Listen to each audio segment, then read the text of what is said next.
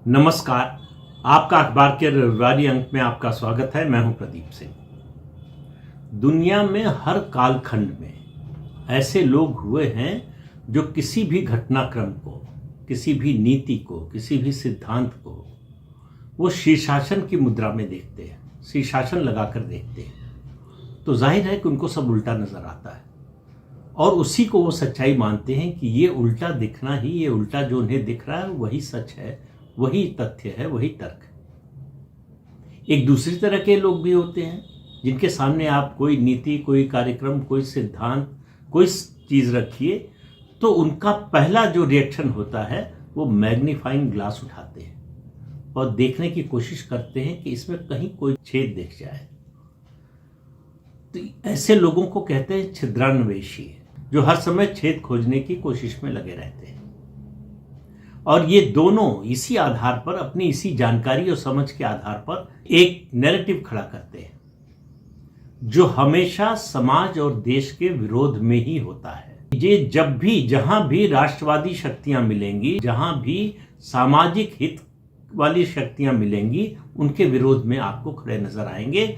और ये अनपढ़ गंवार लोग नहीं होते, ये पढ़े लिखे मूर्ख होते हैं। और सबसे बड़ी बात यह है कि ये अपनी मूर्खता का प्रदर्शन करने में जरा भी नहीं हिचकिचाते। ये सोचते नहीं कि उनकी मूर्खता कुछ मिनट में ही, कुछ पल में ही पकड़ी जाएगी, लेकिन इन बातों से विचलित नहीं होते। वो इस रास्ते पर अपने चलते रहते हैं क्योंकि उनके जीवन का लक्ष्य यही है। तो इस समय भारत में ऐसे लोगों की संख्या थोड़ी बढ़ गई है। उसकी वजह है केंद्र में नरेंद्र मोदी के नेतृत्व में भारतीय जनता पार्टी की सरकार बनी है। राष्ट्रीय स्वयंसेवक संघ के 100 साल पूरे हो रहे हैं, शताब्दी वर्ष है उसका। इन लोगों से ये बातें बर्दाश्त नहीं हो रही है। तो इसलिए जो भी विश्व में घटनाक्रम जो हो रहा है उस पर भी इनकी नजर इसी दृष्टिकोण से सोचने की रहती है। सबसे ताजा घटनाक्रम जिसकी वजह से ये वीडियो बना रहा हूं वो एक बयान है अमेरिका के ट्रेजरी सेक्रेटरी यानी वित्त मंत्री स्कॉट बेसेंट का बयान आया। अब उनके बयान पर जरा ध्यान दीजिए तो अगर आप गंभीर व्यक्ति हैं तो आपको पढ़कर हंसी आएगी। निहायत बचकाना बयान है। यह कल्पना करना भी बड़ा कठिन लगता है कि अमेरिका का वित्त मंत्री इस तरह का बयान दे सकता है।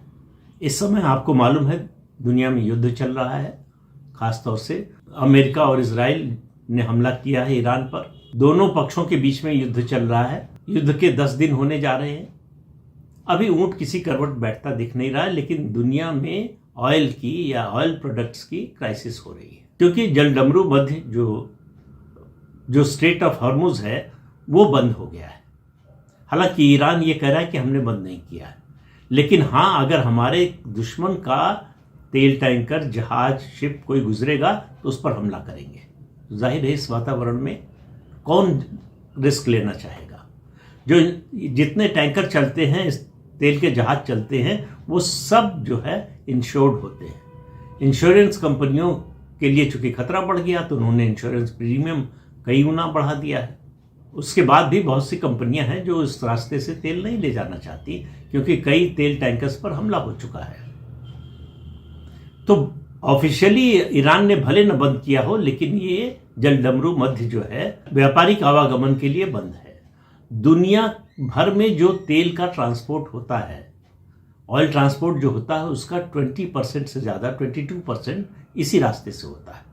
और भारत जो तेल खरीदता है, बाहर से मंगाता है, हम तो 85% से ज़्यादा खरीदते ही हैं, इंपोर्ट ही करते हैं, उसका 40% इसी रास्ते से आता है।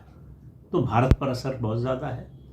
अभी हाल ही में ईरान की सरकार ने एक बयान जारी करके कहा कि चीन और भारत के ऑयल टैंकर्स और शिप्स पर हमला नहीं करेंगे, लेकिन जब युद्ध का क्षेत्र हो तो वहां कोई सुरक्षित नहीं होता है। लौट कर आते हैं अमेरिका के वित्त मंत्री के बयान पर। उन्होंने कहा कि जो क्राइसिस हुई है, ऑयल क्राइसिस जो है, उसको देखते हुए अमेरिकी प्रशासन ने तय किया है कि भारत को रूस से तेल खरीदने की 30 दिन के लिए अनुमति दी जाती है, टेम्परेरी अलाउ किया जाता है।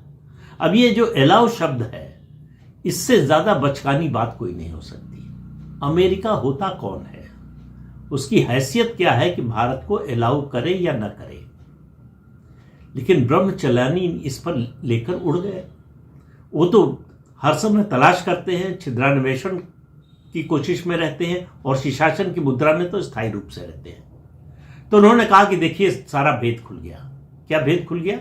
उन्होंने कहा कि अमेरिका और भारत के बीच में जो ट्रेड डील का फ्रेमवर्क तैयार हुआ है उसी में रिस्ट्रिक्शन था भारत पर रूस से तेल खरीदने का, जबकि ट्रेड डील का ऑयल परचेज से कोई लेना देना नहीं था। अमेरिकी प्रशासन ने ये इच्छा जाहिर की थी, ये उम्मीद जाहिर की थी कि भारत रूस से तेल धीरे धीरे खरीदना कम करेगा और बंद कर देगा। भारत ने इस पर कोई प्रतिक्रिया नहीं दी कि हम बंद कर देंगे, ऐसा कभी नहीं कहा। दूसरी बात, रूस ने कहा कि भाई हमारे पास भारत से तो ऐसा कोई संदेश आया नहीं है, ऐसी कोई चिट्ठी आई नहीं है कि वो तेल खरीदना बंद कर रहा है हमसे। तो स्थिति बिल्कुल स्पष्ट थी। भारत सरकार ने कहा, हमारे वाणिज्य मंत्री ने कहा कि ट्रेड डील का ऑयल परचेज से कोई लेना देना नहीं। लेकिन इनको तो बेचैनी थी साबित करने की कि हम अमेरिका के इशारे पर, अमेरिका के दबाव में काम कर रहे हैं। तो उन्होंने कहा कि इस मुद्दे पर भारत ने चुप्पी साधी हुई थी, लेकिन अमेरिकी जो ट्रेजरी सेक्रेटरी है उनके बयान से मामला सारा खुल गया। तो जो चुप्पी थी भारत की, उस पर यह बयान भारी पड़ा इनके मुताबिक।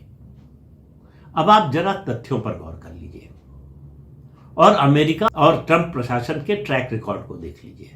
पहली बात तो यह है, एक कमोडिटी मार्केट एनालिटिक्स की फर्म है केपलर, दुनिया की सबसे प्रतिष्ठित जो है मार्केट की कंपनी है। उसकी वेबसाइट पर चले जाइए, आपको रियल टाइम डेटा मिल जाएगा कि कौन सा देश किस देश से कितना तेल खरीद रहा है। और इसमें कोई किसी सरकार का जो है डेटा नहीं है, ये इस संस्था का है जिसको पूरी दुनिया मानती है।